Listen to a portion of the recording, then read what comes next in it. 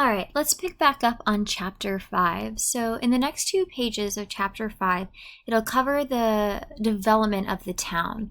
So kind of track how does the town develop over these next 2 pages. So I got corset wood, and then again, a store is good in other ways. I gotta have a place to be at when folks come to buy land. And furthermore, everything is going to have a center and a heart to it. And a town ain't no different from nowhere else. It would be natural for the store to be the meeting place for the town. So if you have kind of forgotten what's going on, Jody's talking about building a store in Eatonville, and he wants it to be the place where everyone meets. That shows us the truth now. Oh well, this town will be fixed up directly. Don't miss being at the meetings tomorrow. Just about time for the committee meeting called to meet on his porch next day. The first wagon load of lumber drove up, and Jody went to show them where to put it. Told Janie to hold the committee there until he got back.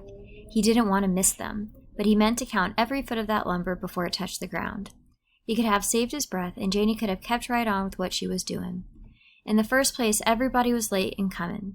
Then the next thing, as soon as they heard where Jody was, they kept right on up there, where the new lumber was rattling off the wagon and being piled under the big live oak tree. So that's where the meeting was held, with Tony Taylor acting as chairman and Jody doing all the talking. A day was named for roads, and they all agreed to bring axes and things like that and chop out 2 roads running each way. That applied to everybody except Tony and Cocker. They could carpenter, so Jody hired them to work on his store bright and soon the next morning. Jody himself would be busy driving around from town to town telling people about Eatonville and drumming up citizens to move there. Janie was astonished to see the money Jody had spent for the land come back to him so fast. 10 new families bought lots and moved to town in 6 weeks. It all looked too big and rushing for her to keep track. Before the store had a complete roof, Jody had canned goods piled on the floor and was selling so much he didn't have time to go off on his talking tours. She had her first taste of presiding over it the day it was complete and finished. Jody told her to dress up and stand in the store all that evening. Everybody was coming sort of fixed up, and he didn't mean for nobody else's wife to rank with her. She must look on herself as the bell cow. The other women were the gang. So she put on one of her bought dresses and went up to the new cut road all dressed in wet wine-colored red, her silken ruffles rustling, and muttered about her. The other women had on percale and calico, with here and there a head rag among the older ones. Nobody was buying anything that night. They didn't come there for that. They had come to make welcome, so Joe knocked in the head of a barrel of soda crackers and cut some cheese. Everybody come right forward and make merry. "I God, it's my treat." Jody gave one of his big he laughs and stood back. Janie dipped up the lemonade like he told her, a big tin can full for everybody. Tony Taylor felt so good when it was all gone that he felt to make a speech. "Ladies and gentlemen, we've come together and gathered here to welcome to our midst one who has seen fit to cast in his lot amongst us. He didn't just come hisself neither. He's seen fit to bring his delight of his home, that is his wife, amongst us also. She couldn't look no more better and no nobler if she was a queen of England. It's our pleasure for her to be here amongst us. Brother Starks, we welcome you and all that you've seen fit to bring amongst us, your beloved wife, your store, your land." A big-mouthed burst of laughter cut him short. "That'll do, Tony," Lige Moss yelled out. Mr. Starks is a smart man. We's all willing to acknowledge to that. But the day has come wagging down the road with 200 acres of land over his shoulder. I wants to be the one to see it." Another big blow out of a laugh. Tony was a little peeved at having the one speech of his lifetime ruined like that. "All y'all know what I meant. I don't see how come, 'cause you jump up to make a speech and you don't know how," Leach said. "I was speaking just all right before you stuck your bill in." "Nah, you wasn't, Tony. You was way out of jurisdiction. You can't welcome a man and his wife thought you making comparisons about Isaac and Rebecca at that well. Else it don't show the love between 'em if you don't." Everybody agreed that that was right. It was sort of pitiful for Tony to not know he couldn't make a speech without saying that. Some tittered at his ignorance, so Tony said testily, "If all them that's going to cut the monkey is done cut it through the wid, I'd thank Brother Starks for a respond." So Joe Starks and a cigar took the center of the floor. So this is Jody speaking now. "I thanked y'all for your kind welcome and for extending to me the right hand of fellowship. I can see that this town is full of union and love. I means to put my hands to the plow here and strain every nerve to make this our town the metropolis of the state. So maybe I better tell you in case you don't know that if expect to move on. I got to incorporate like every other town. Us got to incorporate, and us got to have a mayor, if things is to be done and done right.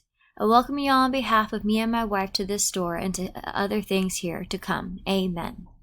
Tony led the loud hand clapping and was out in the center of the floor when it stopped. Brothers and sisters, since us can't never expect to better our choice, I move that we make Brother Starks our mayor until we can see further. Second that motion. It was everybody talking at once, so there was no need of putting it to a vote. And now we'll listen to a few words of encouragement from Miss Mayor Starks. The burst of applause was cut short by Joe, taking the floor himself. Thank ye for your compliments, but my wife don't know nothing about no speech-making. I never married her for nothing like that. She's a woman, and her place is in the home. Janie made her face laugh after a short pause, but it wasn't too easy. She never thought of making a speech, and didn't know if she cared to make one at all. It must have been the way Joe spoke out without giving her a chance to say anything, one way or another, that took the bloom off things. But anyway, she went down the road behind him that night feeling cold. He strode along invested with his new dignity, thought and planned out loud, unconscious of her thoughts. So let's pause right here and talk about why Jody doesn't let Janie speak to the town. So everyone's really excited about the new store and all the plans, and everyone's making speeches, and they elect Jody mayor, which is exactly what he wanted, and then they ask for Janie to make a speech, and Jody cuts them off and says that she's not going to make a speech because her place is the home. So he sees her more of a helper or possibly even a trophy wife, and he's adhering to traditional roles of men and women. And Janie doesn't know if she wanted to speak in the first place, but what she doesn't like is the fact that she didn't have a choice to choose for herself. Instead, Jody chose for her. And so it uses the specific phrase that his cutting her off took the bloom off things. And so this references back to chapter 2, when Janie is underneath the pear tree and she thinks about the flowers blooming. And so we see this going back to this ongoing pear tree metaphor that we've seen throughout the novel, where she's been very excited about her marriage to Jody and very impressed by him. And this is the first kind of inkling or hint that she's gotten that maybe things aren't as perfect as she thought that they were. And maybe this isn't the dream love and marriage that she thought it was going to be. So let's see where it goes from here. We'll start back at the bottom of the page. The mayor of the town, like this, can't lay around home too much. The place needs building up. Janie, I'll get a hold of somebody to help out in the store, and you can look after things whilst I drum up things otherwise. Oh, Jody, I can't do nothing with no store lesson use there. I could maybe come in and help you with things get rushed, but I don't see how come you can't. Tain't nothing at all to hinder ya if you got a thimble full of sense. You got to. I got much else on my hands as mayor. This town needs some light right now. It is a little dark right along here. Course it is. Tain't no use scuffling over all these stumps and roots in the dark. I'll call a meeting about the dark and the roots right away, and I'll sit on this case first thing. So Jody wants Janie to help run the store because he feels as though there's so many things that he needs to do as mayor. For instance, he gives her an example that he wants to buy a street lamp for the town, and he's going to do it with his own money.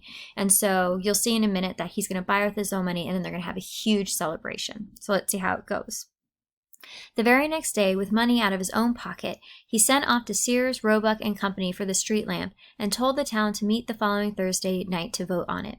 Nobody had ever thought of street lamps, and some of them said it was a useless notion. They went so far as to vote against it, but the majority ruled. But the whole town got vain over it, and it came after it came. That was because the mayor didn't just take it out of the crate and stick it up on a post. He unwrapped it and had it wiped off carefully, and put it up on a showcase for a week for everybody to see. Then he set a time for the lighting, and sent word all around Orange County for one and all to come to the lamp lighting. He sent men out to the swamp to cut the finest and straightest cypress posts they could find, and kept on sending them back to hunt another one until they found one that pleased him. He had talked to the people already about the hospitality of the occasion. Y'all know we can't invite people to our town just to dry along so. God, no. We gotta feed 'em something, and ain't nothing people likes better than barbecue. I'll give one whole hog my own self. Seem like the rest of us y'all put together ought to be able to scrape up 2 more. Tell your women folk to do round about some pies and cakes and sweet potato pone. That's the way it went too. The women got together the sweets, and the men looked after the meat. The day before the lighting, they dug a big hole in the back of the store and filled it full of oak wood and burned it down to a glowing bed of coal. It took them the whole night to barbecue the 3 hogs. Hambo and Pearson had full charge while the others helped out with turning the meat now and then while Hambo swabbed it all over with the sauce. In between times, they told stories and laughed and told more stories and sung songs. They cut all sorts of capers and whiffs the meat as it slowly came to perfection with the seasoning penetrating the bone. The younger boys had to rig up the sawhorses with boards for the women to use as tables. Then it was after sunup, and everybody not needed went home to rest up for the feast. By 5 o'clock, the town was full of every kind of vehicle and swarming with people. They wanted to see that lamp lit at dusk. Near the time, Joe assembled everybody in the street before the store and made a speech. Folksies, the sun is going down. The sun maker brings it up in the morning, and the sun maker sends it down to bed at night. Us poor weak humans can't do nothing to hurry it up nor to slow it down. All we can do, if we want to make light after it's set in or before it's rising, is to make some light ourselves. So that's how come lamps was made. This evening we's assembled here to light a lamp. This occasion is something for us to remember to our dying day. The first street lamp in a colored town. Lift your eyes and gaze on it. And when I touch the match to the lamp wick, the light penetrates inside of you. And let it shine, let it shine, let it shine. Brother Davis, lead us in a word of prayer. Ask us blessing on this town in the most particular manner. While Davis chanted a traditional prayer poem with his own variations, Joe mounted the box that had been placed for the purpose and opened the brazen door of the lamp. As the word Amen was said, he touched the lighted match to the wicks, and Miss Bogley's alto burst out in, "We'll walk in the light, the beautiful light.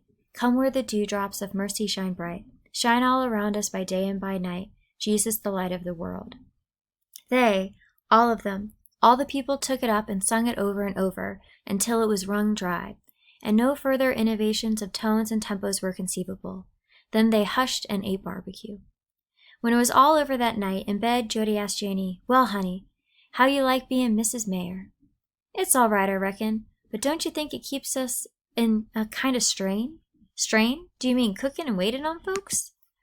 "No, Jody. It just looks like it keeps us in some way we ain't natural with one another. You's always off talking and fixing things, and I feels like I'm just marking time. Hope it gets over soon." "Over, Janie? God, it ain't even started good. I told you in the very beginning that's I'm aimed to be a big voice. You ought to be glad, 'cause that makes you a big woman out of you." A feeling of coldness and fear took hold of her. She felt far away from things and lonely. So let's pause and talk about why is Janie unhappy. So Janie doesn't like how her and Jody have completely separate roles in the town, and she wants to work with him.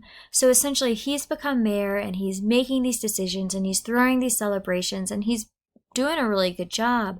And Janie just gets pushed to the background where she's just a pretty face. She runs the store because he told her to. She does this because he told her to. And essentially she feels as though he's bossing him around.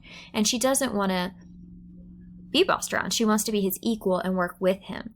And when he dismisses her, when she tells him that, a feeling of coldness and fear takes hold of her, because she realizes that this marriage is not what she expected, and that he plans for this to be the way that their marriage is going to go for as long as the marriage lasts.